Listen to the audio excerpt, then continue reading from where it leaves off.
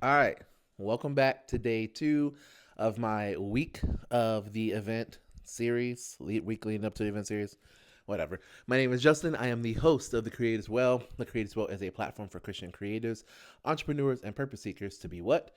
Refreshed, renewed, and revitalized for the God given purposes and callings. Because why? Life is tough, the road is rough, and people are ghetto, but yet we are called to continue, and we are called to continue in the manner of enduring the wilderness, which is this year's theme. So if you are around on Saturday, March 7th, come on out to the Create as Well, enduring the wilderness. If you're not, and you see this later, sorry, you missed it. But I'm sure I will be putting snippets and stuff on my YouTube channel and like kind of doing like a playlist per event is my idea to like put out the stuff from each event, if you will. But so it is Monday at 2 o'clock again when I'm recording this AM.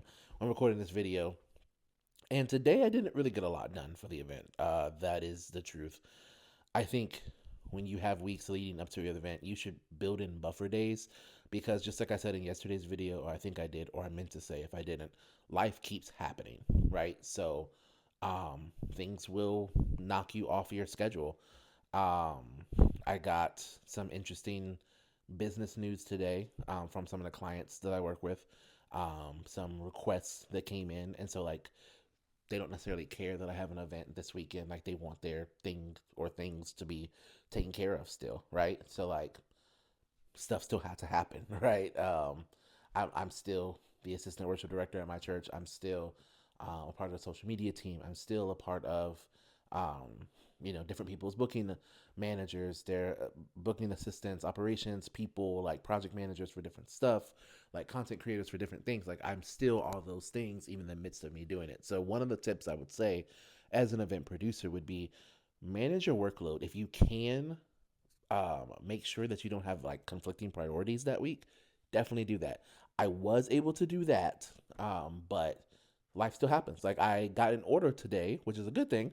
Someone bought a crew neck, but and I had just told myself this weekend to take that crew neck off of the website because I didn't have any more of the puff print in stock, and it's kind of expensive to be doing for like one off. So I was like, I should take that off. It's like winter. It's no longer going to be winter time. Let me get that. And then what did someone do today? Order one. So, um, just a business tip in general. Like sometimes fulfilling customers' needs actually causes you to lose money. Like I will get that revenue in, but I had to pay more for the print because you have to get a minimum of 10 of them. And so, but only one order came in. So now I'm like, I gotta sell nine more. Then I'll make a profit. But like, yeah. So like that keeps happening. How am I feeling for the event? So I was able to edit some more content that's gonna come out, some more reels that will go out for the rest of the week, which is good because as the days draw closer, you need more content. But as the days draw closer, you're doing more. So it's good to get ahead of that. So I was able to get ahead of that tonight. Hopefully get some traction there. Um, but yeah, I wouldn't really say that I feel great in this moment. Had a interesting conversation about the event and just like the heaviness of the event.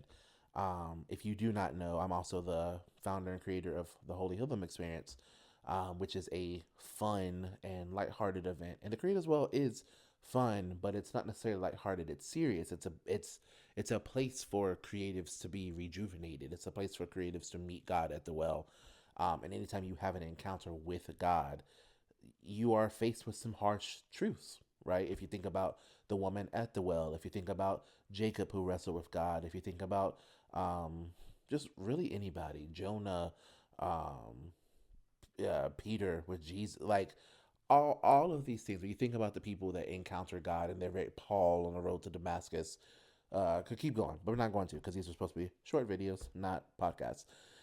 um, but when you think about it, you're just like, wow, like it's kind of tough. Kind of in a weird.